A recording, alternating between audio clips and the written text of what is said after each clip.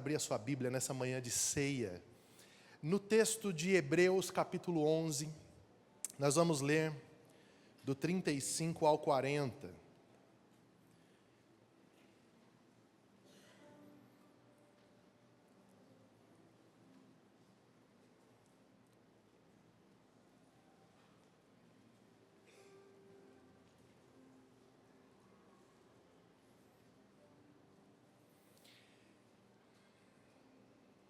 Hebreus 11, 35 ao 40. Eu vou ler na ARA, a Almeida Revista e Atualizada.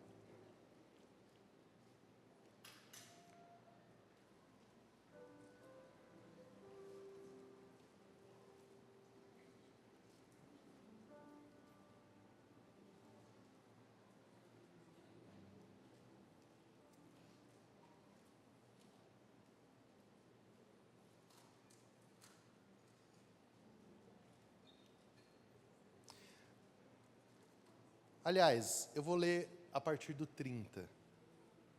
Hebreus 11 e 30. Pela fé, ruíram as muralhas de Jericó, depois de rodeadas por 7 dias. Pela fé, Raabe, a meretriz, não foi destruída com os desobedientes, porque acolheu com paz aos espias. E que mais direi? Certamente me faltará o tempo necessário para referir o que há a respeito de Gideão, de Baraque, de Sansão, de Jefité, de Davi, de Samuel e dos profetas, os quais, por meio da fé, subjugaram reinos, praticaram a justiça, obtiveram promessas, fecharam a boca de leões, extinguiram a violência do fogo, escaparam ao fio da espada, da fraqueza tiraram força, fizeram-se poderosos em guerra, puseram em fuga os exércitos estrangeiros. Mulheres receberam pela ressurreição os seus mortos.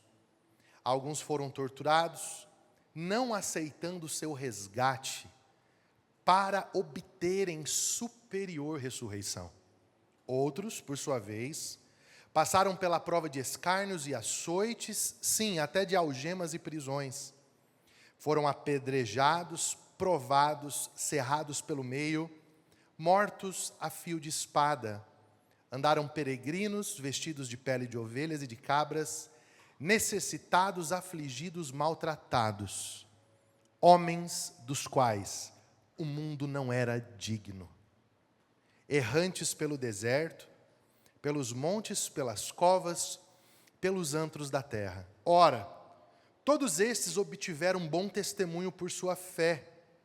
Não obtiveram, contudo, a concretização da promessa, por haver Deus provido coisa superior a nosso respeito, para que eles, sem nós, não fossem aperfeiçoados. Amém? Feche os seus olhos, por favor, por um minuto mais. Eu gostaria que você fizesse uma oração. E eu gostaria que você orasse pelos seus ouvidos, para que o Senhor te dê ouvidos aptos para ouvir a sua voz. Senhor, que essa manhã seja uma manhã na qual, mais uma vez, o seu nome seja glorificado entre nós. Que o Senhor nos dê ouvidos para ouvir o que o Espírito diz à igreja, para que a sua palavra possa ser iluminada pelo teu Santo Espírito e o nosso coração aquecido pela verdade eterna que está revelada nas Escrituras. Que as objeções do nosso ego, que a altivez do nosso coração caído sejam dominadas pelo seu poder e que Cristo possa crescer dentro de nós de uma maneira genuína, evidente e que mais uma vez glorifique o seu nome. Assim eu oro e te agradeço no nome precioso de Jesus. Amém e amém.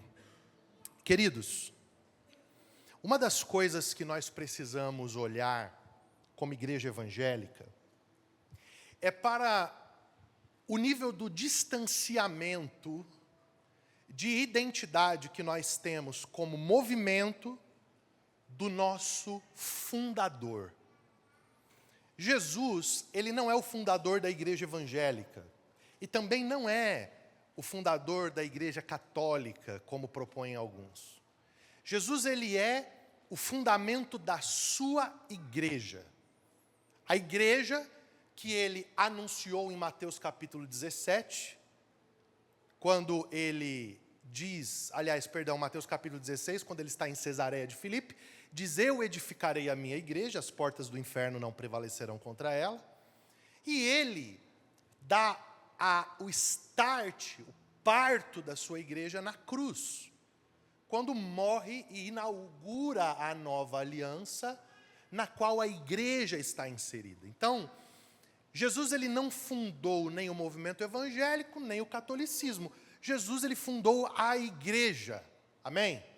Agora, a igreja de Jesus, ela precisa se identificar ao longo dos anos com o seu fundador. Por quê? Porque quando essa igreja, ao longo dos anos, ela vai se distanciando na sua identidade, da identidade do seu fundador, essa igreja passa a distorcer a razão pela qual ela existe. E por que isso é relevante? Porque em Isaías 53, Jesus, ele é revelado como o servo sofredor. Ele é revelado como alguém que, sendo rico, se fez pobre. Que, tendo tudo, abriu mão de tudo que possuía. Que, tendo glória, desceu e se esvaziou para sofrer por sua igreja. Então, é quase que uma análise lógica. Se o nosso fundador, Jesus Cristo, que também é o nosso Senhor, ele se revelou como um servo sofredor, o sofrimento, ele precisa fazer parte da jornada dos seus seguidores. Porque se a gente exclui o sofrimento da fé, logo essa fé já não é mais a fé fundada por Jesus, ela é outra fé. E na linguagem dos apóstolos, é outro evangelho. E o outro evangelho, nas palavras do próprio apóstolo Paulo, deve ser anátema, que significa maldito. Então, a gente, como igreja evangélica contemporânea, nós precisamos parar e pensar: qual é a nossa teologia sobre o sofrimento? Por quê? Porque o que mais nós fazemos é buscar a Deus para que Ele alivie os nossos sofrimentos. É ou não é? A maioria das pessoas, elas se aproximam de Deus em busca de alívio. Só que nós precisamos voltar para uma teologia bíblica e pensar se faz parte das letrinhas pequenas lá do cartão de crédito, que na verdade, no nosso caso, elas só são pequenas porque nossos olhos estão cegos, porque não tem nada de letra pequena. Jesus foi claro: se perseguiram o Mestre, muito mais perseguirão vocês. Eu vos envio como ovelhas para o meio de lobos. Quem quiser vir após mim, negue-se a si mesmo e tome o seu PlayStation. Tome o seu copo de Toddy, sua meia na canela, seu tênis Vans. Não. Quem quiser vir após mim, negue-se a si mesmo e tome a sua cruz. E a cruz, ela é um instrumento de sofrimento. Então, Cristo nos justificou, nos substituiu diante da ira de Deus, mas Ele não excluiu o sofrimento da nossa jornada de fé. Por que isso é relevante em uma santa ceia, como a de hoje? Porque, queridos, o abraçar de uma fé que não entende que o sofrimento está no escopo do chamado, vai fazer com que a sua fé não seja uma fé que prevalece. Você vai parar no meio do caminho. Você não vai conseguir ter uma jornada que seja uma jornada concluída. Porque não tem nada na experiência humana capaz de deprimir mais, de causar desesperança e de fazer com que os seus pés sejam impedidos de caminhar, do que o sofrimento. Então, quando você abraça a fé cristã, na mensagem, por exemplo, da teologia da prosperidade, pare de sofrer, e Deus não tem prazer na sua angústia, você abraça isso como verdade, e aí você entra em qual mentalidade? Se Jesus me ama, logo eu não vou sofrer nada. Só que de repente, você é despertado para a realidade do mundo que você começa a sofrer. Você começa a lidar com o sofrimento nos seus múltiplos formatos. E aí o que você começa a ser convidado pela sua própria mente? Não vale a pena. Tem tanta gente que chega para mim e fala assim, pastor, eu não sei o que aconteceu. Eu entreguei minha vida para Jesus, agora parece que as coisas se complicaram mais. Eu falei, então, pois é isso mesmo. Normalmente é assim. Porque antes, você não tinha crise de consciência, por exemplo. Agora você tem, porque antes você pecava em paz. Agora você peca e perde a paz. Então você já tem um sofrimento mental. Quem está comigo aqui? Aí você também não tinha nenhum tipo de ética, porque você transgredia tal, e você também... Aí agora você tem, e aí você também sofre. E antes também você não tinha demônio lutando com você, porque você já estava no time deles. Na verdade, na maior parte do tempo, eles não estavam lutando contra você, eles estavam te usando. E aí agora não, agora você tem oposição espiritual. Pedro, o apóstolo, disse que o diabo anda ao nosso derredor, bramando como um leão buscando a quem possa tragar. Então você tem oposição. Agora você tem a oposição da sociedade. Por quê? Porque você é profeticamente sal, luz, transformação, profecia no meio deles, e aí eles se opõem a você. E aí você começa a ter problema na sua família, porque tem parte da sua família que não crê em Jesus e que também começa a ter problemas com você. Então é óbvio que você começa a ter sofrimentos. E o que eu venho dizer para você hoje faz parte do chamado. Agora, qual é o recurso para lidar com o sofrimento? A fé. A fé.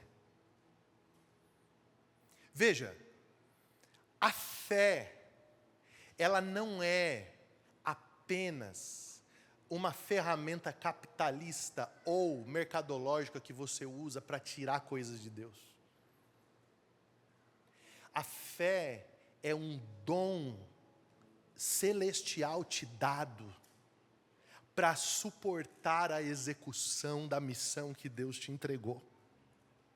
Fé não é apenas elemento de conquista.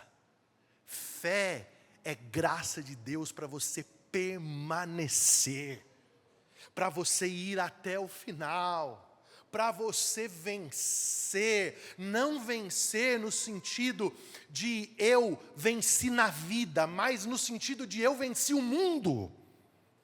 Não de eu conquistei o que eu queria, mas eu conquistei o que Cristo deseja. Fé é recurso divino para que você possa ser correspondente à vontade de Deus na terra, assim como ela é feita no céu. Por isso que eu escolho para essa manhã esse texto de Hebreus 11, que nós comumente chamamos de galeria dos heróis da fé, para mostrar para você 3 coisas que a fé vai fazer diante do sofrimento que é inerente à nossa vida. Antes de entrar nas 3, eu só quero fazer uma rápida ilustração. Eu quero que você imagine uma pizza de 8 pedaços. Imagina comigo uma pizza de 8 pedaços. E aí imagina que Deus agora chegou para você e a pizza está 6 pedaços, sem nada, só a massa. E tem 2 pedaços de calabresa. Por que de calabresa, pastor? Não tem porquê, é só porque é de calabresa. Então, pensa comigo, consegue imaginar? Uma pizza, 2 pedaços de calabresa, 6 pedaços em branco. Deus chega para você, te dá uma caixa, lá dentro tem azeitona, tem pepperoni, tem queijo, tem frango desfiado, tem catupiry, tudo em saquinhos repartidos assim. Aí Deus fala para você, ó, isso aqui é sua vida.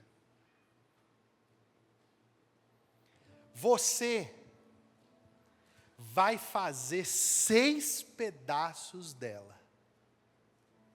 Você faz do jeito que você quiser. Agora é o seguinte, se vai ficar bom ou ruim, vai ser fruto do tempero que você colocou. Aí você olha para Deus e fala, tá Deus, mas e esses 2 pedaços aqui? Que eu não gosto de calabresa. Eu falo, pois é, então, esses 2 pedaços é eu que fiz. E esses você não tem como mexer. Esses aqui são as coisas que eu decidi para você. Você não... A única coisa que você pode fazer é pegar esses pedaços e jogar fora. Aí você está falando assim, ó, eu não quero o seu gosto na minha pizza. Mas se a pizza da tua vida tiver o meu gosto, esses 2 pedaços de calabresa aqui, meu irmão, se você não gostar de calabresa, se você for daqueles que fica tirando a cebola, eu não gosto de cebola, Deus vai falar, vai comer com cebola e tudo. Com cebola, com alho. O que mais que o povo não gosta aí? Fala aí. Hã?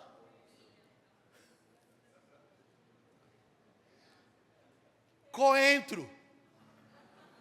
Turco. Traz ele para o culto, dá nisso. Alguém amarra ele, por favor.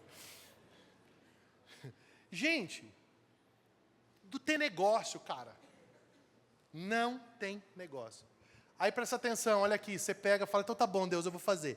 Aí você pega aquela tua parte que você está fazendo da pizza, e você coloca muita pimenta num pedaço, aí você vai comer, aí você come, aí você fala, mas eu já tinha feito, eu vou comer agora mesmo com pimenta, me dá um pouco de água, aí você toma água, depois você está com azia, aí você fica reclamando, você fala, nossa, essa pizza aqui me causou uma azia, tal.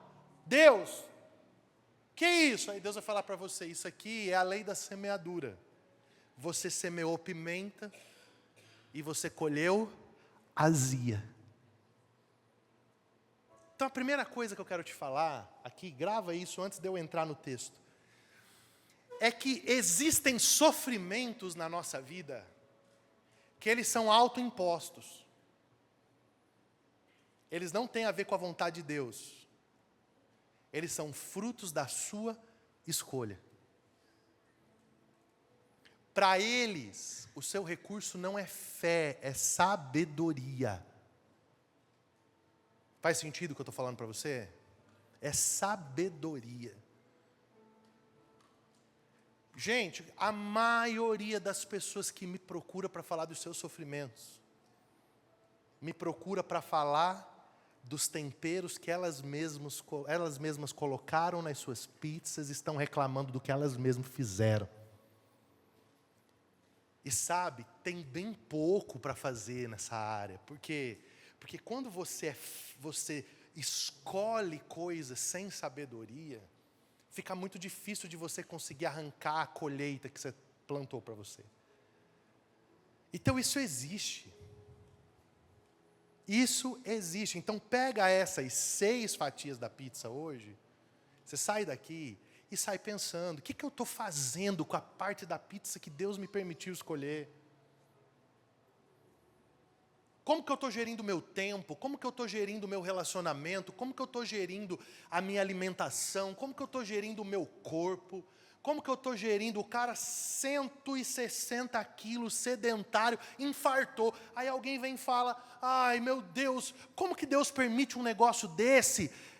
Irmão, Ele comeu a vida dele, cara. Ele usou a sua autogestão para entupir todas as veias dele. Faz sentido o que eu estou falando aqui, gente? Quem está comigo aqui? Então a gente tem que ser maduro. O cara viveu na prostituição, agora está com AIDS. Ai, tadinho. 6 pedaços de pizza. Agora, gente, isso é 6, é a maior parte da nossa vida. Agora, o cara é atleta, come bem, cuida da alimentação, é responsável, 38 anos de idade tem um infarto. O que é isso? A pizza de calabresa. Amigo, a pizza de calabresa. Fala comigo assim, ó, quando a pizza de calabresa vem no prato, já era, não tem conversa. Deus não vai negociar. Chegou a hora da tua senha, você pode estar com 3% de gordura no corpo, você vai. Adianta. Tem algo que Deus deseja que você viva, você vai viver. E sabe por quê? Porque Ele é soberano. Ele tem autogoverno, Ele decide sobre a sua criação. Nós não podemos esquecer disso. Nós cultuamos, servimos e amamos um Deus que é soberano e que sim, tem lugares que Ele coloca o seu dedo e diz: isso aqui é território da minha soberania, e aqui você não tem diálogo. Lá no jardim, come todas as árvores que você quiser, os frutos que você quiser, das árvores que você quiser. Só que essa daqui, ó, pizza de calabresa. Cruzou essa fronteira aqui, ó, você está entrando no território da minha soberania. Então eu quero que você entenda algumas coisas sobre isso. Por quê? Porque a sabedoria vai ajudar você a fazer a sua pizza. A fé vai te sustentar quando você estiver diante da pizza de calabresa.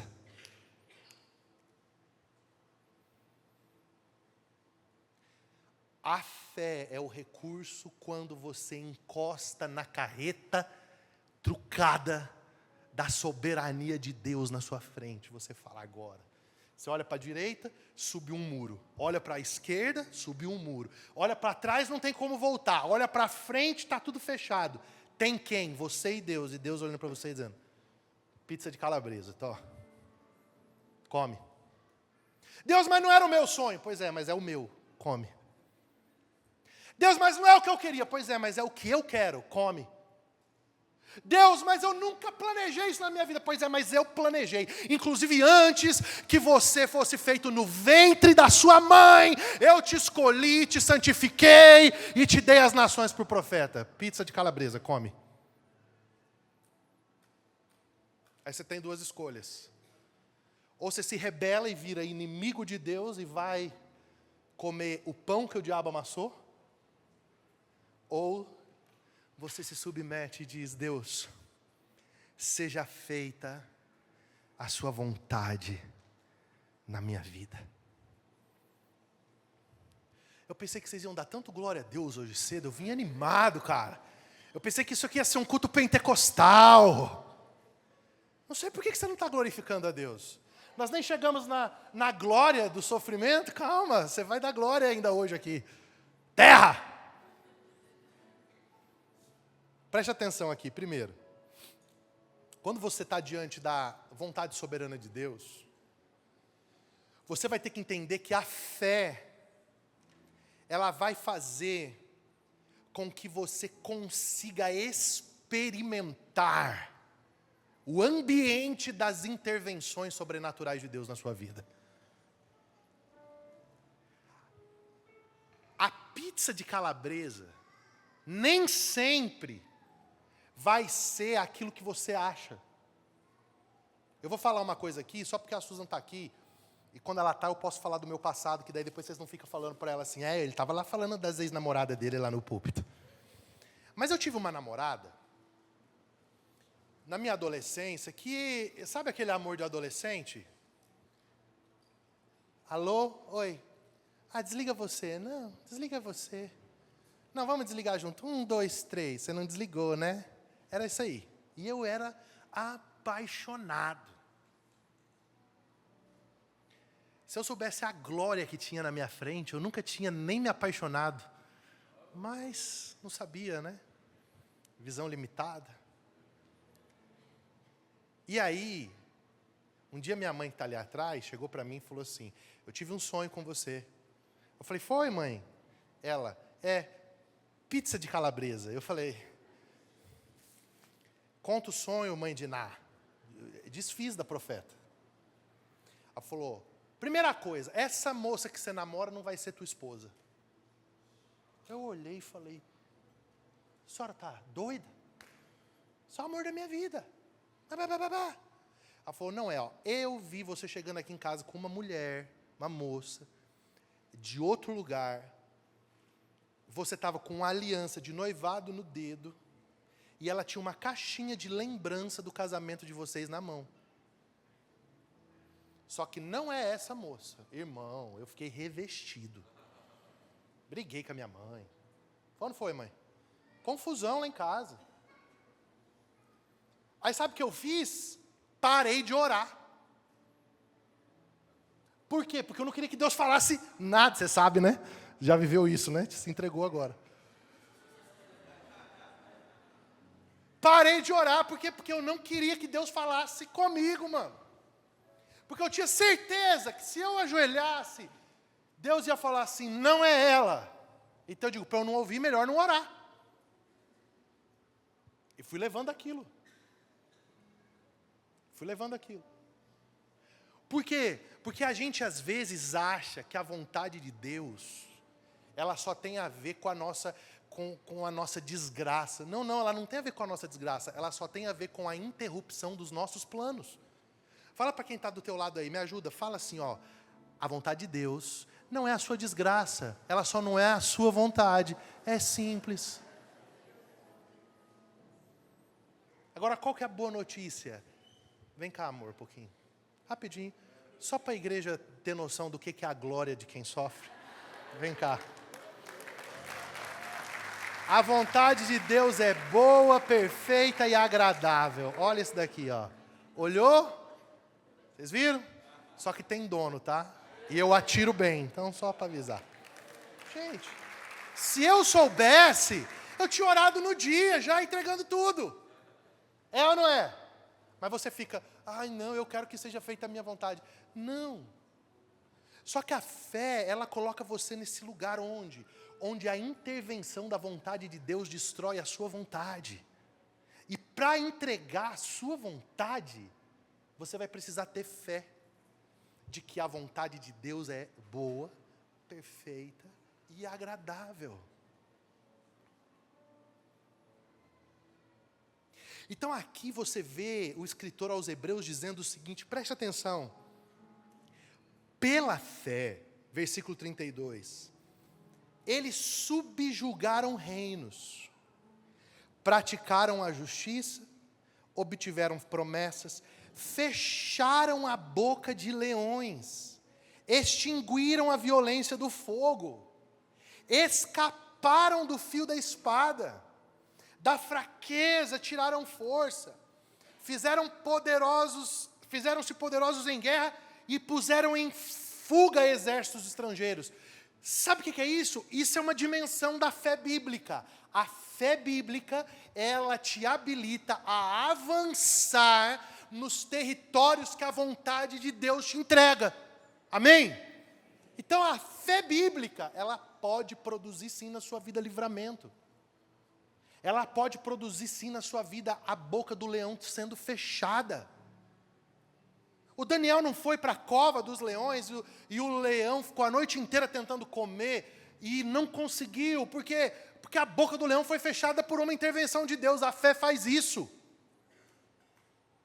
Se você pudesse ver a quantidade de livramentos que você já recebeu de Deus e que você nunca viu. Por quê? Porque a fé te habilita para isso. A fé faz com que você consiga avançar nos planos de Deus. Você consegue sim extinguir a violência do fogo, escapar de fios de espada. Então você tem que entender, a fé bíblica, quando você recebe a pizza de calabresa, a vontade de Deus para a sua vida, a fé bíblica te coloca em um ambiente de intervenções sobrenaturais de Deus. E Deus faz intervenções sobrenaturais. Só que o texto não acaba aqui. A fé bíblica, ela não faz apenas com que você viva intervenções sobrenaturais. A fé bíblica muda o seu senso de recompensa. E aqui eu vou dizer para vocês, na minha opinião, aqui é a grande ferida da igreja evangélica atual. Nós trouxemos a recompensa da nossa jornada para essa terra.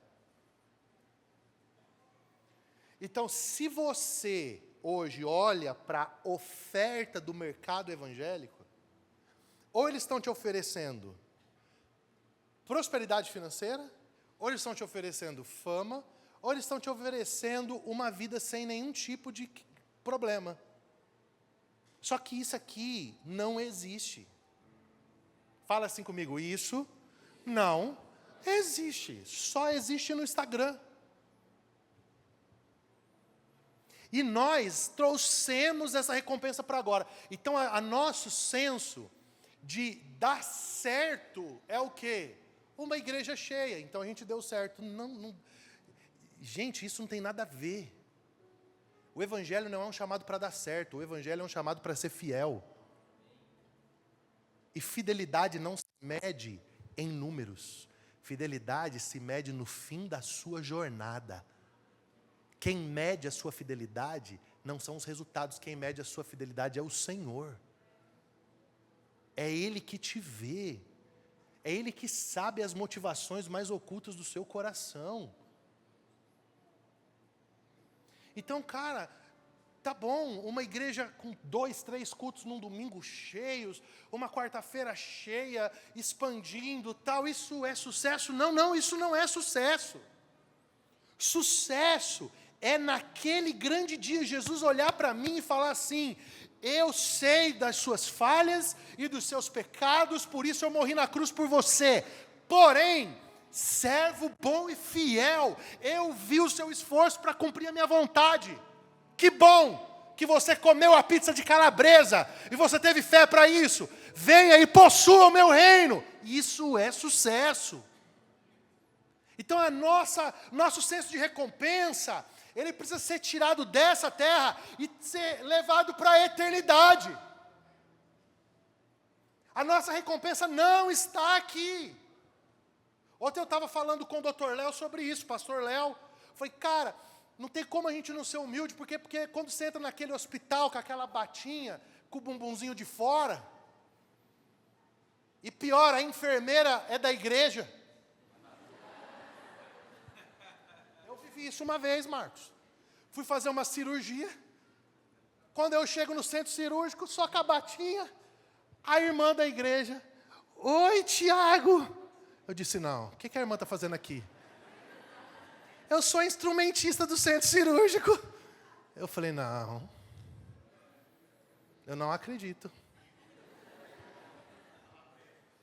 Eu só vou dizer o que era. Olha a calabresa. E eu vou dizer só para você do que era a cirurgia. Os médicos vão entender. Hérnia inguinal aqui. Tinha que cortar a virilha. Logo, eu nunca mais olhei aquela irmã do mesmo jeito. Até hoje, quando ela não está aqui não, é de outra cidade. Tá? Graças a Deus que ela não congrega com a gente. Inclusive, se eu precisar fazer uma cirurgia, por favor, me transfiram para Cascavel. Né? Imagina, cara. Como que você não vai ser humilde depois disso? Você entra ali naquele corredor. Ei, eu fui uma vez, escuta aqui, eu fui uma vez com uma ovelha, isso foi aqui em Foz do Iguaçu. O cara estava com câncer de pâncreas. Ele adoeceu e morreu em quê? 5 meses? Menos até, né? Muito rápido. E aí eu entrei. Cara, quando eu entrei, escuta isso aqui, eu estava junto com o filho. O filho voltou com o chinelo, com a chave do carro, com o celular e com a carteira. Eu fiquei olhando aquelas coisas, eu disse assim, cara, esse cara, a vida dele está indo embora. E eu entrei no lugar, ele estava morrendo, literalmente, saturação 60 e pouco. E eu fiquei olhando para ele deitado, um cara que eu aconselhei, que eu orei, que eu chorei, que eu visitei o pastor Rudy junto comigo muitas ocasiões. Meu, como não ser humilde diante do fato de que a sua vida ela vai se esvair das suas mãos em frações de segundos? Mas nós perdemos essa mentalidade, por quê? Porque a gente está atrás da Porsche, a gente está atrás da grande viagem, e não tem nada errado em você ter isso pelo teu trabalho. Eu não estou julgando isso, eu estou dizendo assim, ó, se isso ocupou o teu coração, isso é a recompensa da sua vida, isso é o que te move, você perdeu a mentalidade da vida eterna, então você não vai conseguir lidar com o sofrimento. Porque olha o que vem aqui depois, gente, coloca na tela aí, por favor, Hebreus 11:35, olha isso, heróis da fé, mulheres receberam, o que elas receberam? Elas receberam milhares de seguidores, elas receberam muita coisa, elas receberam muito dinheiro. Mulheres receberam pela ressurreição os seus mortos. Alguns foram torturados, e aí você vai ficar pasmo. Olha só esse nível de fé. Não aceitando o seu resgate para obterem superior ressurreição.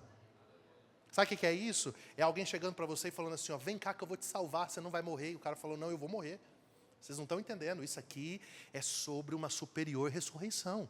Isso aqui é uma mentalidade de vida eterna. Só que nós, igreja brasileira, teologia coach, nós não estamos preparados para essa conversa. A gente não está dando conta... Deixa quieto, vai, que eu não estou com dinheiro para pagar advogado agora. A gente não está dando conta nem dessas pressõezinhas leves. Eu já vejo gente desesperada. Meu Deus, o que vai acontecer? Mas esse tipo de fé aqui, ele está dizendo assim, eu não aceito o meu resgate. Porque tem algo superior que é a ressurreição. Experimentaram escárnios e açoites até algemas e prisões.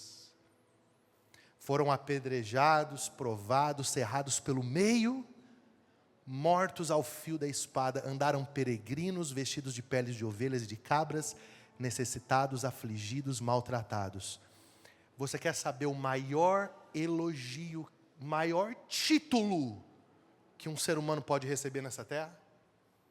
Não é presidente dos Estados Unidos, não é ministro de Suprema Corte, não é deputado, senador. O maior título é esse: homens dos quais o mundo não era digno. Homens dos quais o mundo não era digno. Isso aqui, em outras palavras, voltando lá para Gênesis, Enoque andou com Deus. E Deus para si o tomou. É um tipo de gente que a planta dos seus pés, o testemunho de Cristo na vida deles é tão evidente, é tão forte, que a planta dos seus pés chega uma hora que não dá mais para tocar esse mundo. Eles estão mais celestiais do que terrenos.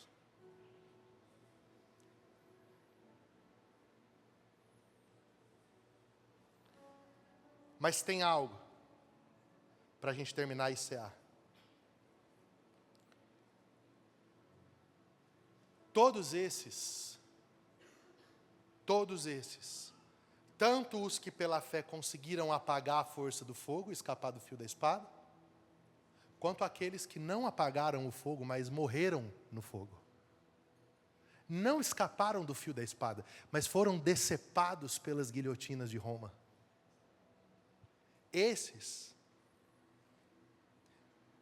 não obtiveram, contudo, a concretização da promessa, por haver Deus provido coisa superior a nosso respeito, para que eles, sem nós, não fossem aperfeiçoados.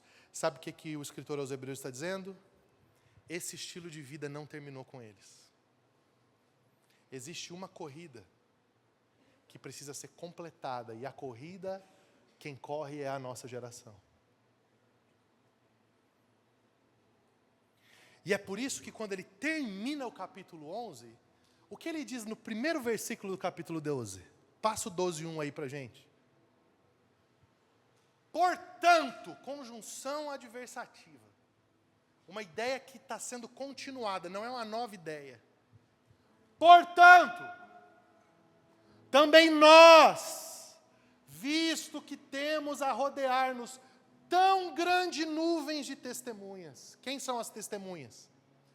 Os heróis da fé, aqueles que estão como que em um coliseu, sentados, cumpriram a corrida deles. É Paulo, Pedro, João, é Policarpo de Esmirna.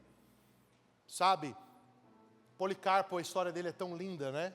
Ele foi o sucessor de João, o apóstolo, e ele, com 82 anos de vida, foi executado, queimado. Colocaram um chapéu nele com palavras de bruxaria.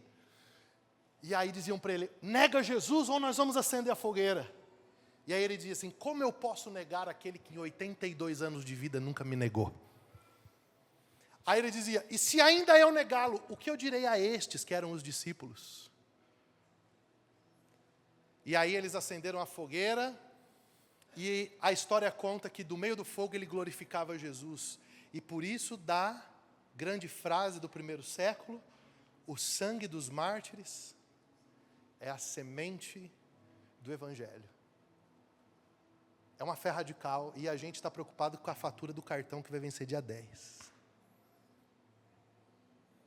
A gente está chateado que a gente não trocou de carro esse ano. Irmãos, o que fizeram com o Evangelho? Que bom que você está aqui. Que bom que você está aqui. Que bom que você está aqui. No Evangelho, não sofrer assim precisa ser motivo de uma pergunta. Por que, Senhor, eu não estou sofrendo assim? E às vezes, você permite eu entrar um pouquinho mais profeticamente no seu coração essa manhã? É ceia, tá bom? Segura aí a onda aí, me ame. Os ricos deveriam fazer a seguinte pergunta: por que Deus me permitiu ter riquezas e não ser escravos de Mamon? Os ricos precisam perguntar. Por que que eu não estou, por que que na minha pizza de calabresa, por que que a minha pizza de calabresa, como é que é o nome aí, pastor Aguinaldo, daquela pizzaria que nós comemos lá nos Jardins, nós dois? Aquela chique que você... Lamartina. Por que que a minha pizza de calabresa é Lamartina e não é do rapaz da esquina ali, aquela grossona, que é só pão e umas 4 calabresas em cima? Não, é porque eu conquistei. Tá, mas você respira, né? Você conquistou o ar também? Seu cérebro está funcionando, não tem um tumor maligno aí dentro, né? Não, então você fez sozinho o bichão da goiaba. Não, você não fez sozinho. Soberania de Deus te sustentou para você estar onde você está aí. Tem que fazer a pergunta, por quê? Por quê? Porque eu, em 2 anos, mobilizo, junto com a equipe que a gente está mobilizando. Não é porque a gente é o bichão da goiaba, não. É por quê? O que é para fazer com isso? Porque agora, literalmente agora, tem mães que estão enterrando os filhos. Me mandaram hoje de manhã um vídeo de um refém lá em Gaza, que ele está cavando a sua própria sepultura, porque ele falta só alguns dias para ele morrer. Por que não é você que estava naquela rave? Por que na pandemia você não morreu? Ei, olha aqui para mim. Por que você não morreu na pandemia? Fez essa pergunta. Eu sepultei gente saudável. Eu era 158 quilos. Peguei Covid 3 vezes. Daí eu descobri como que faz para não pegar mais. É só parar de fazer teste. Não fiz mais teste, não peguei mais. Mas por que eu estou vivo depois da pandemia e alguém não está? Porque Deus, de alguma maneira, está confiando a mim um papel no seu reino. Então não é privilégio, é responsabilidade. É responsabilidade. Talentos recebidos, pregações feitas, músicas dadas, negócios empreendidos, não é privilégio, é responsabilidade. Se você é de Jesus, tem a ver com Jesus, com o interesse de Cristo, com o bem do mundo, então não é recompensa fútil, é graça soberana de Deus, para você fazer parte da grande comissão que Jesus tem para a sua igreja. Então, qual é a recompensa? Eu termino dizendo, a recompensa maior do sofrimento, sabe qual é? É quando José olha para aqueles homens no fim da sua vida e diz assim, ó, certamente Deus os visitará.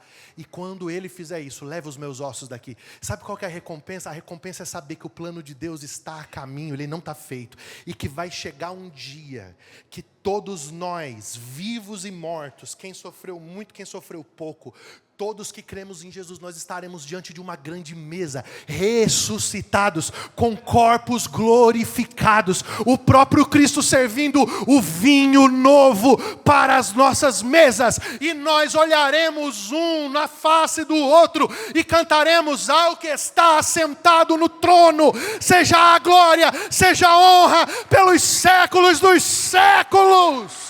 Ele é digno, eis aí o Cordeiro. Essa é a recompensa. Essa é a recompensa. A recompensa da igreja é a ressurreição dos mortos. A recompensa da igreja é Jesus dizendo, ó morte, onde está o teu aguilhão? Ó inferno, onde está a tua vitória? Tragada foi a morte na cruz. Ele vive. Por quê? Porque vocês procuram aquele que vive entre os mortos. Ele não está aqui. Ele ressuscitou. Ele ressuscitou.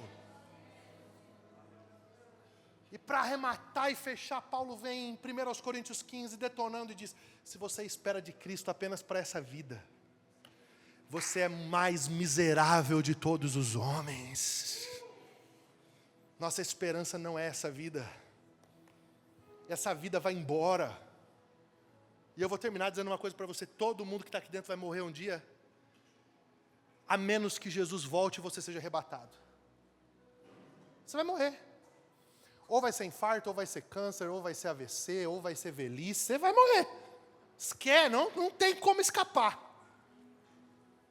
Esse seu corpo vai deteriorar. Você viu que exumaram, agora não sei se é a notícia velha, mas chegou para mim ontem. Abriram lá no Ipiranga o túmulo do Dom Pedro. Chegou a ver isso? Dom Pedro I, imperador do Brasil, sabe qual que é o resumo dele? Só parte do crânio existe, o resto é só uma poeira. Por quê? Porque o corpo volta ao pó, de onde ele veio. Mas o espírito volta a Deus que o deu. Nós só temos uma vida. Se toda a esperança da nossa vida for a Porsche, você faz parte do clube dos miseráveis. Mas se a esperança da sua vida é olhar na face de Jesus, aleluia. Se a esperança da sua vida é ouvir a voz de Jesus dizendo, vem bendito do meu Pai, possua o teu reino que está preparado antes da fundação do mundo. Por quê? Porque eu tive fome e vocês me deram de comer. Eu tive sede e vocês me deram de beber. Eu estava preso e vocês me visitaram. Eu estava nu e vocês me vestiram. Eu fui estrangeiro e vocês me abrigaram. Senhor, quando nós tivemos assim? Quando vocês fizeram para um dos meus pequeninos, a mim vocês fizeram. Se esse for o lifestyle da sua vida, se essa for a recompensa pela qual você vive, se esse é o prêmio da sua corrida, seja bem-vindo. Você não faz parte do clube dos miseráveis, você faz parte da igreja gloriosa de Jesus. Fica de pé comigo, eu quero orar com você nessa manhã.